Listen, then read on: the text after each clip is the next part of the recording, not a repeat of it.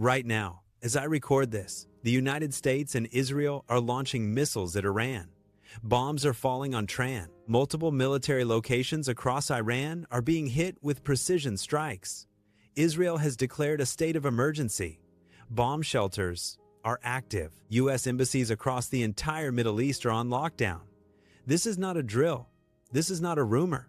This is happening right now in real time. And while the world watches missiles fly, something extraordinary is happening in the financial markets that almost nobody is talking about. Gold just hit $5,494 an ounce, not on a normal exchange. Traditional gold and silver markets are closed right now. It is the weekend. Comps is shut. London is shut. Every major futures exchange in the world is dark. They do not reopen for another 34 hours. But tokenized gold, which trades 24/7 on the blockchain, just printed 54.94. That is $250 above where gold closed on Friday. $250 in a weekend. While every traditional market is closed and bombs are falling on a country that sits next to 20% of the world's oil supply, that number is not just a price. That is the sound of the global financial system screaming. The most important number emerging right now is the silver buyback price coming out of Shenzhen, China's largest precious metals trading district, and one of the most active hubs for physical metal exchange in Asia. Physical silver buyback prices reportedly jumped nearly $20 per ounce in a single trading session. At the same time, the international spot price was hovering around $93, while dealers in China were paying close to $120 per ounce for immediate physical delivery. That represents roughly a $27 premium, nearly 30% above the global paper price. What makes this even more significant is that this is not a retail markup being charged to buyers. This is the actual bid. Price dealers are willing to pay individuals bringing in physical silver to sell. Such aggressive bidding suggests extremely strong demand and an urgent effort to accumulate inventory at almost any available price. Hey, James here. This is Noble Metals. If you are new here, this is where I break down the data that the mainstream media is not connecting. Press the subscribe button right now because this situation is developing by the hour, and you are going to want to be here for what comes next. What is happening in gold and silver this weekend is historic. More people need to see this. Even more striking, several smaller Chinese distributors were reportedly unwilling to sell silver at $120 per ounce. These are businesses whose revenue models depend on daily transaction volume and spread capture. Normally, such a dramatic price spike would incentivize immediate profit-taking. Instead, some dealers appear to be holding inventory, signaling that they expect prices to rise further in the near term. When professional sellers whose primary goal is liquidity and turnover begin to restrict supply voluntarily, it often indicates a deeper shift in market psychology. Combined with rising geopolitical tensions, this behavior suggests that participants may be positioning for sustained upward repricing rather than a temporary spike. The geopolitical backdrop is equally critical. The conflict unfolding is being described not as a symbolic exchange, but as a coordinated multi-location strike targeting military installations and missile-related infrastructure. Israel declared a formal state of emergency and instructed civilians to remain near protective shelters.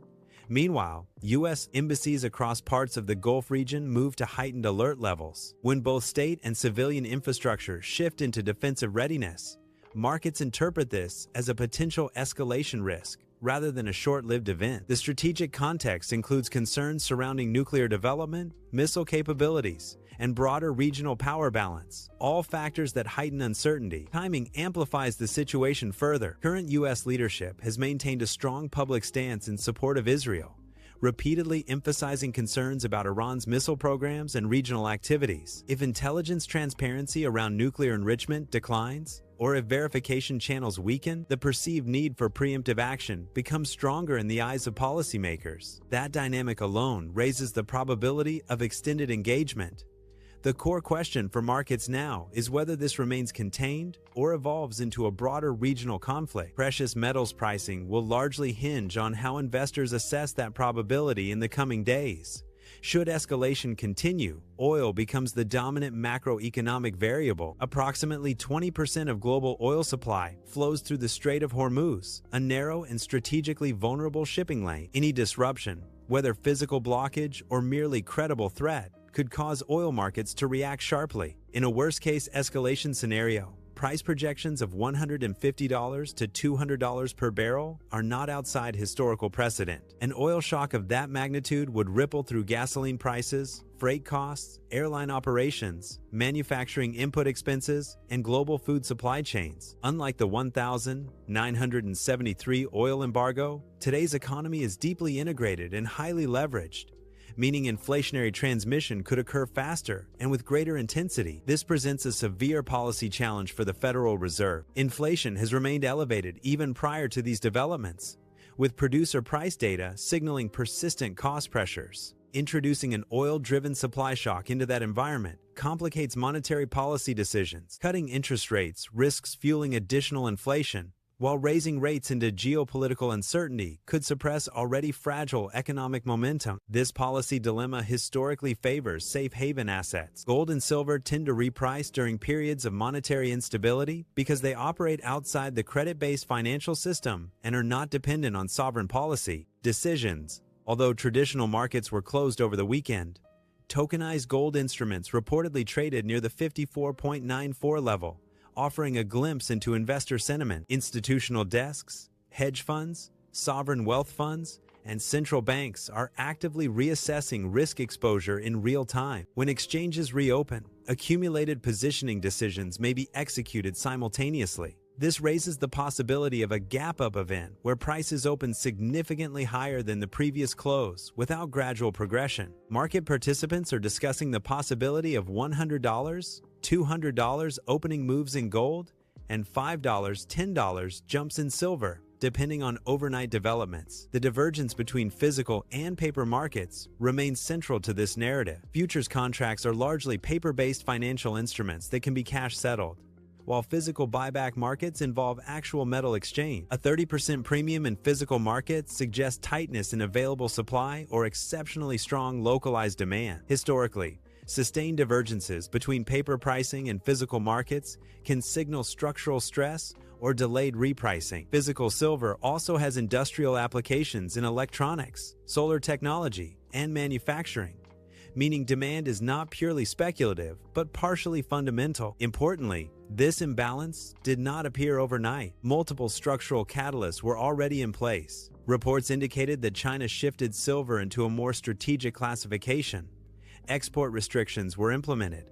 COMEX vault inventories were trending lower. Mining disruptions were reported in Mexico, and Shanghai premiums were consistently elevated. At the same time, inflation data surprised to the upside across several economies.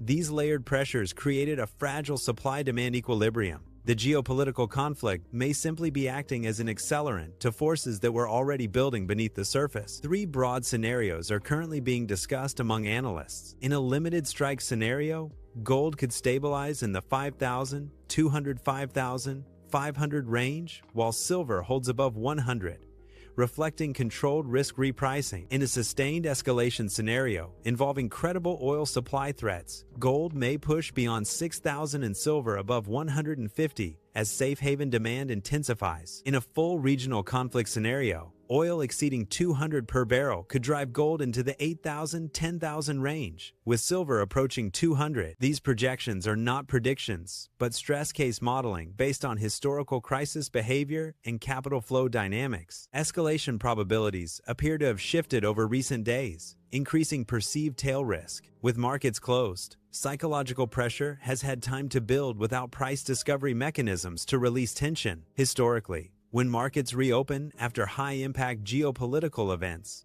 volatility can be abrupt and amplified. Investors reposition portfolios simultaneously, liquidity thins, and price swings become exaggerated. This environment often produces rapid repricing rather than orderly adjustment. For short sellers, a sudden gap higher could create significant exposure. Margin requirements may increase, triggering forced buying that accelerates upward momentum. Silver's relatively smaller market capitalization compared to gold makes it particularly susceptible to squeeze dynamics. While long-term holders may interpret upward movement as validation of their thesis, they must also prepare for sharp countertrend moves. Headlines regarding ceasefires or diplomatic talks could trigger rapid pullbacks, while retaliation reports could cause immediate spikes. Emotional control and risk management will be essential. Over the past 2 years, central banks have accumulated gold at one of the fastest paces in modern history, signaling a broader diversification trend away from dollar-heavy reserves. A wartime or high-escalation environment could accelerate that process further. Physical premiums, oil risk, inflationary pressure, and geopolitical uncertainty are converging simultaneously, a rare alignment of macro drivers. When markets reopen fully,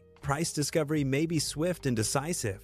If these forces persist, this period could ultimately be remembered as one of the most significant structural shifts in precious metals markets since the inflationary era of the 1970s. Characterized by rapid risk repricing and large-scale capital rotation, I'm not here to build a cult of followers. I'm here to build a community of thinkers. At Noble Metals, I provide the raw data, but I want you to bring the hard questions. We live in an era where debt is sold as wealth and clicks are sold as value. Don't just take my word for it. I encourage you to be a skeptic. Check my sources, challenge the mainstream narrative, and verify every claim I make. Because at the end of the day, a truth you've discovered for yourself is far more valuable than any hype or financial trend. Real gold is rare, but real truth is rarer. Let's find it together. This is Noble Metals. I'll see you in the next one. Stay skeptical, stay informed.